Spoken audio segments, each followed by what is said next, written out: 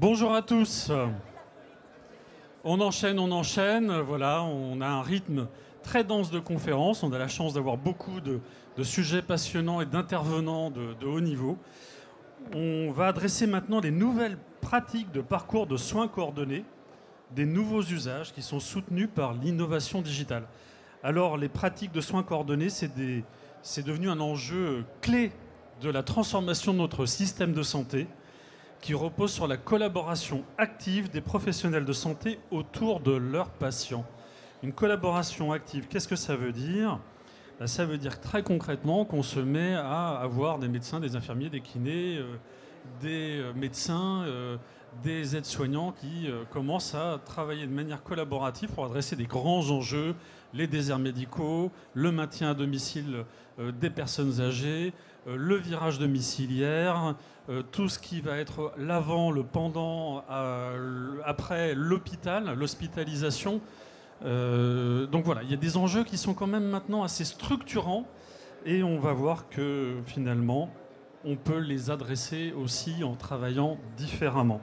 J'ai le plaisir d'accueillir le docteur Nemanja Milenkovic, directeur médical de CGDIM Santé. Merci David. Guylaine Alajoanine, présidente de l'Académie francophone de télémédecine et de e-santé, présidente du Haut Conseil français de la télésanté. Bonjour Guylaine.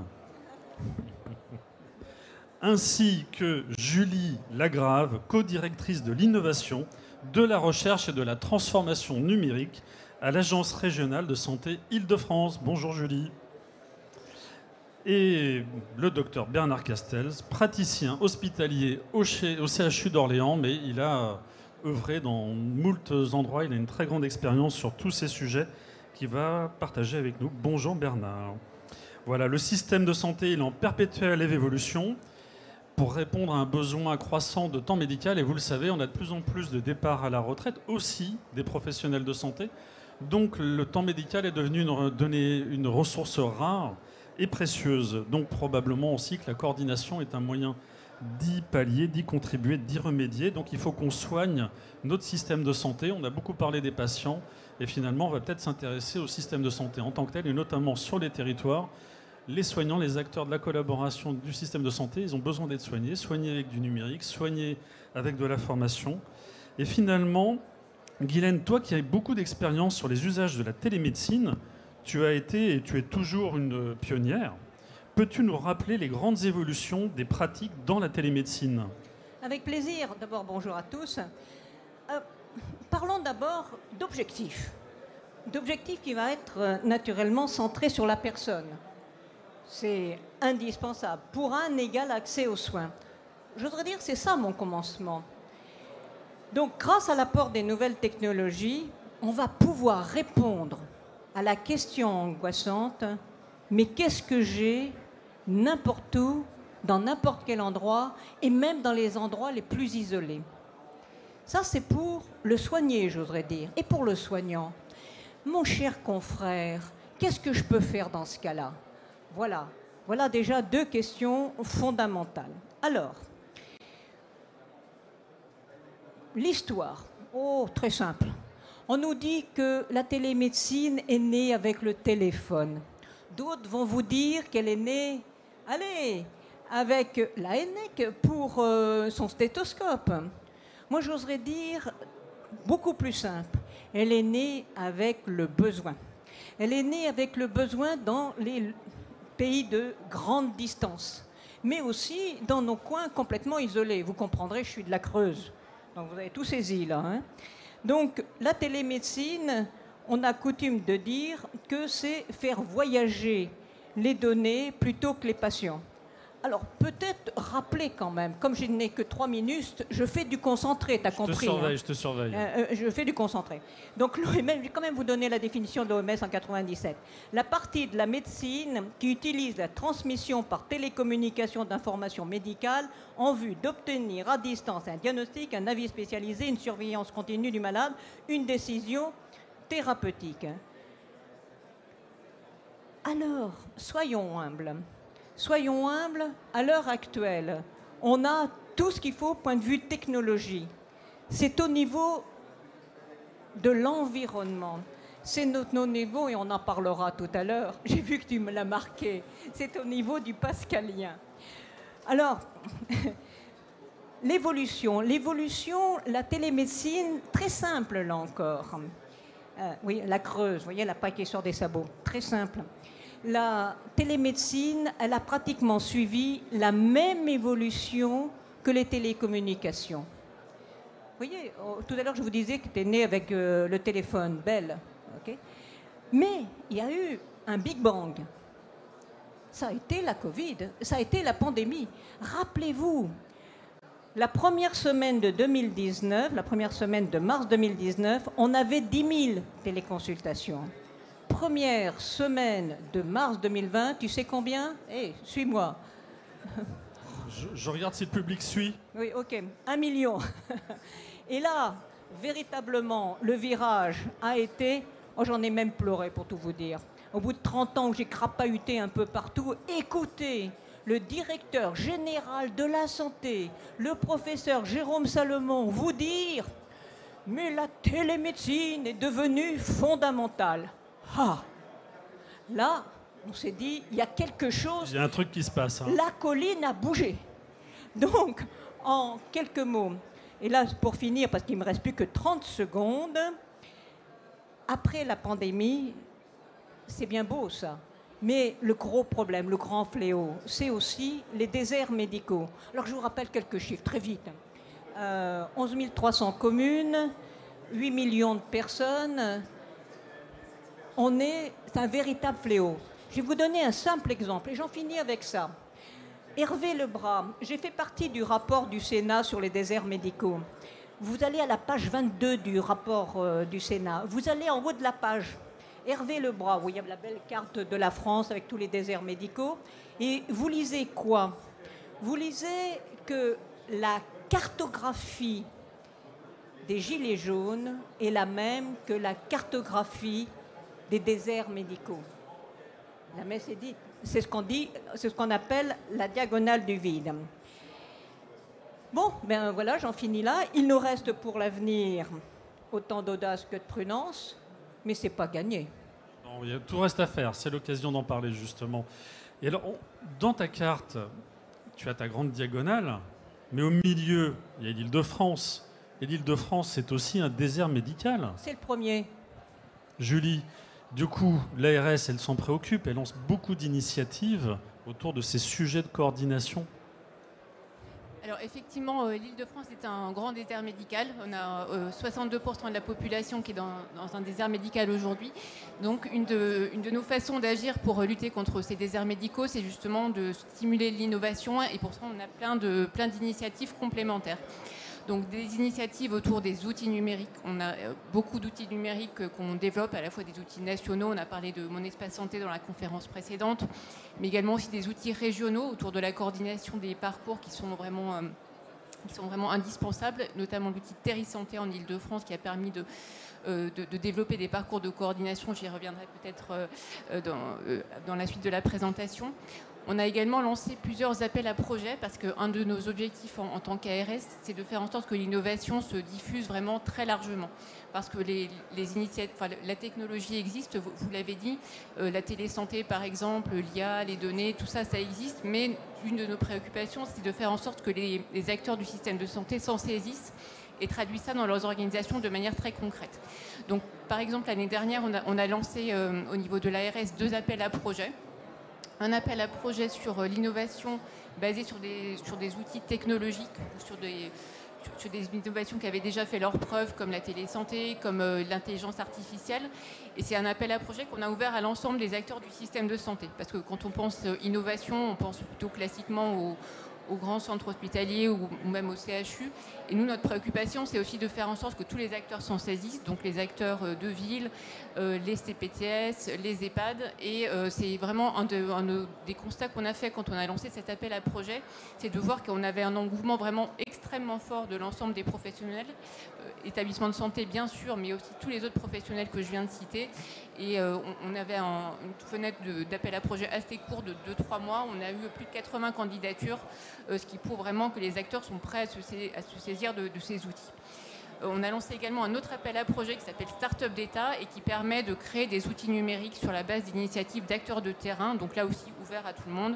On a eu là aussi beaucoup de candidatures et ça permet vraiment de créer des outils qui correspondent à des besoins du terrain. Pour citer quelques exemples, on a développé un outil numérique pour équiper les équipes de terrain qui vont faire des maraudes auprès des publics, des personnes à la rue. On a développé une start-up d'État qui s'appelle OSE pour lutter contre les addictions à l'alcool, pour faire une auto-évaluation de sa consommation à l'alcool et de mettre en place derrière des parcours. Des exemples, je pourrais en citer plein, je pourrais y revenir après. Mais pour dire que vraiment dans des domaines très variés, le sanitaire, le médico-social et dans tous les secteurs, il y a vraiment des initiatives qui se mettent en place et qu'on essaye de soutenir de manière forte. On a également beaucoup d'expérimentations Article 51 en Ile-de-France. On en a 40 aujourd'hui, là aussi dans des secteurs très variés qui montrent que les acteurs sont prêts à se saisir à condition qu'on les accompagne. Et c'est ce qu'on fait au niveau de l'ARS avec un accompagnement méthodologique et financier. Très dynamique et on l'oublie souvent, la région Île-de-France c'est un des grands déserts médicaux. Il y a Paris, mais c'est l'arbre qui cache la forêt. Du coup, par contre, dont on sait que c'est un territoire qui est beaucoup en difficulté, on en a beaucoup parlé dans les médias d'ailleurs, autour de l'hôpital d'Orléans, de la gestion des urgences. Et du coup, Bernard fait partie des gens qui sont venus aider à soigner le système de santé.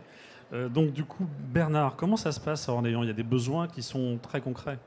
Alors Orléans, c'est une histoire particulière puisque pourquoi on n'y va pas fin du premier septennat...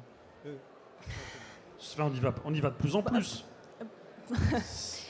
C'est vrai qu'on danse le tango, hein. Un pas en avant, 2 pas en arrière.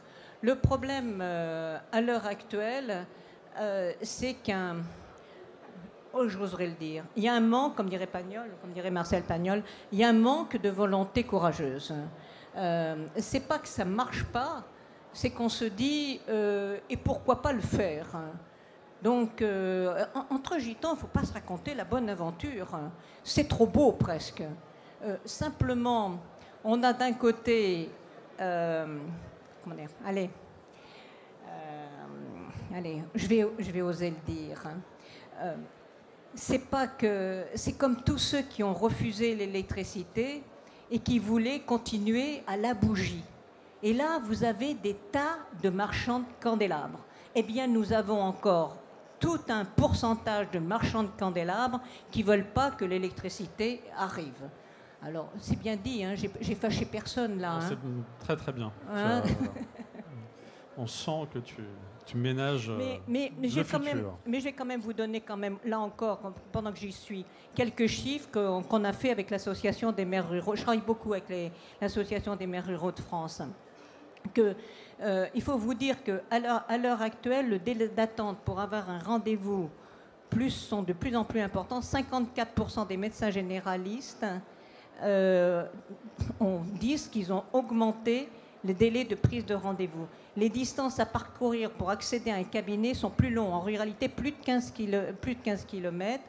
Il n'y a plus de disponibilité pour les nouveaux arrivants sur la majorité du territoire. 53% des médecins généralistes refusent de nouveaux patients en tant que médecins traitants. Plus de 30% des Français résident dans les déserts médicaux. 45% des médecins généralistes sont en situation de burn-out. Les difficultés sont de plus en plus renforcées lorsqu'il s'agit de médecins spécialisés. 77% des médecins généralistes ont des difficultés à orienter leurs patients vers un spécialiste. Voilà les chiffres, on les a. Donc du coup, si je résume, on a des solutions, on a des besoins, on a plein de projets. Bernard, toi qui as réussi à mettre en place de manière très réaliste, très concrète, ces pratiques de coordination à large échelle, donc on sait que ça marche. Finalement, c'est aussi un enjeu d'échelle. Il faut pouvoir le passer à la bonne maille. Si on fait un projet qui reste trop limité, finalement, c'est difficile d'obtenir ces gains rapidement. Ce qui est intéressant à Valenciennes et qui va être à Orléans également, c'est de pouvoir directement raisonner sur une maille globale au niveau du territoire, sur un projet industriel.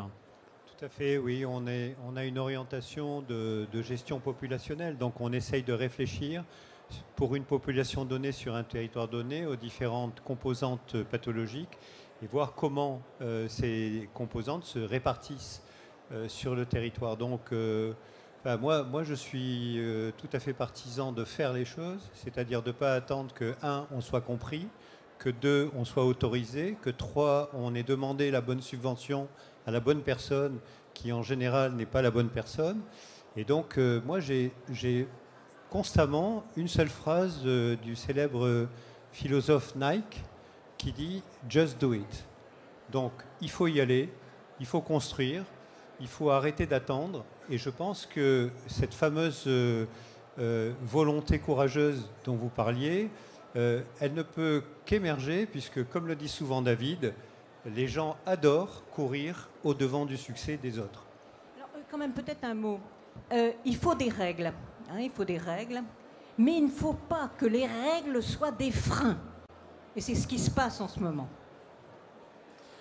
Du coup, on arrive au bout de cette table ronde. Je vais vous demander un petit mot de la fin. Pourquoi, selon vous, la coordination, c'est maintenant que ça va marcher? On sent, hein, il y a vraiment une attente très forte. Les chiffres que tu as donnés sont quand même plus qu'éloquents. Donc, Julie, selon toi, pourquoi c'est maintenant que ça va marcher? Alors, déjà, une décision qui est annoncée, hein, par le ministre de la Santé hier, le passage dans le droit commun de la télésurveillance à partir du mois de juillet. Il a annoncé ça ici même. Donc voilà, ça va aider, hein, très clairement. Mais, et selon toi, avec ton retour d'expérience, pourquoi ça va maintenant marcher? Ça va marcher parce qu'il y a des évolutions du cadre comme la télésurveillance qui font avancer les choses. Ça va marcher aussi parce qu'on met en place depuis plusieurs années beaucoup d'expérimentations et qu'on arrive dans une phase où ces expérimentations commencent à faire leurs preuves. Et je crois beaucoup à des démonstrations par l'exemple. Dire que ça va marcher, c'est bien, mais voir des exemples concrets, c'est encore mieux. Et avoir des professionnels de santé qui témoignent des succès, c'est vraiment ça, je pense, qui va faire en sorte que ça se déploie à large échelle. Donc moi, c'est vraiment la chose sur laquelle je compte principalement aujourd'hui, c'est de démontrer, notamment pour les articles 51, mais tous les projets innovants qu'on met en œuvre, de quantifier les bénéfices à la fois pour le patient, pour les professionnels, de les chiffrer financièrement aussi, et de montrer au travers de cette démonstration vraiment très concrète que ça marche. Nemanja, pour toi? Alors, juste un petit retour en arrière par rapport aux règles, par rapport aussi au fait d'avancer sans attendre qu'on nous les impose. Peut-être un petit état des lieux tout simplement, effectivement, sur le Ségur et sur le prochain Ségur qui nous attend avec le paramètre. Donc, c'est bien de fixer des règles, c'est bien de les écrire, c'est aussi bien de comprendre la réalité du terrain et de savoir comment ces règles sont censées s'indenter en fait dans la réalité. Et ça, c'est un petit peu la difficulté je pense que nos décideurs ont un peu de mal à faire atterrir. Et il n'y a pas que les règles, les normes, les standards, les terminologies, etc. Il y a l'usage aussi. Hein. C'est l'usage. Et c'est concrètement, ça c'est notre grand défi. Et c'est là-dessus qu'on planche, c'est là-dessus qu'on met tous nos efforts chez Cegedim. C'est être en capacité d'accompagner le professionnel de santé pour utiliser ces outils et pouvoir être embarqué en fait dans ces virages numériques. Parce qu'aujourd'hui, l'idée, c'est pas juste d'embarquer des règles, des téléservices, des services socles, c'est aussi de faire adhérer l'utilisateur qui est le professionnel de santé. Ouais, les professionnels et les paramètres. Et là, on y arrivera à la coordination. Bien sûr. Et Bernard, alors pour toi, il faut de la démocrature. Oui, la démocrature, c'est un de mes dadas avec le fait de faire aussi. Et moi, je pense que ça va marcher parce que les citoyens deviennent intelligents, ils deviennent activistes. Et je parle beaucoup avec mes enfants qui sont des vingtenaires, bientôt trentenaires. Et donc, je comprends que quelque chose est en train de se passer. Et ce n'est pas simplement sur les déserts médicaux, mais il semble y avoir une pression générale politique. Et donc, grâce à ça, Ghislaine, la volonté courageuse va se développer, probablement parce qu'elle sera incontournable. Sinon, pas de vote. Alors du coup, osons le dire, Guylaine, il faudrait presque une journée nationale de la prévention pour qu'on inscrive tous ces usages dans l'esprit des Français, non? You have a dream. Oui, exactement. C'est mon rêve. À l'heure actuelle, la dernière des solutions, gouverner, c'est prévoir, prévoir, c'est gouverner. C'est véritablement de mettre plus de moyens et de faire réaliser à quel point la prévention peut nous sortir de l'ornière. Là, je ne vais pas vous faire le coup de mes 6 P, vous les connaissez, il suffisait, on les trouve partout. À l'heure actuelle, simplement, là, tu vas me dire, d'habitude, tu ne donnes pas des chiffres, mais je les ai trouvés là. Les dépenses consacrées à la prévention représentaient moins de 2% de l'ensemble des dépenses de santé, soit une part inférieure aux 3,1% de moyenne de l'Union européenne. Wow, il y a de la marge.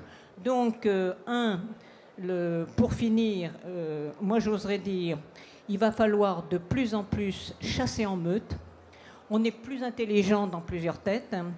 Et naturellement, il faut penser coordination aussi au niveau économique pour que nos industriels, nos inventeurs, nos innovateurs trouvent des commandes en masse.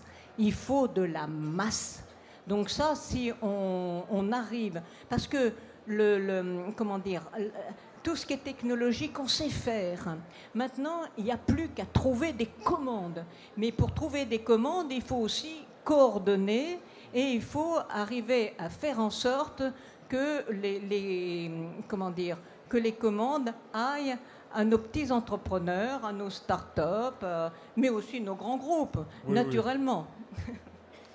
Bon, en tout cas, merci pour ce mot de la fin, Guylaine, et cette idée de journée nationale de la prévention, j'espère qu'elle va cheminer. Donc on la lance ici. Merci à vous tous. Vous pouvez les applaudir bien fort. Voilà.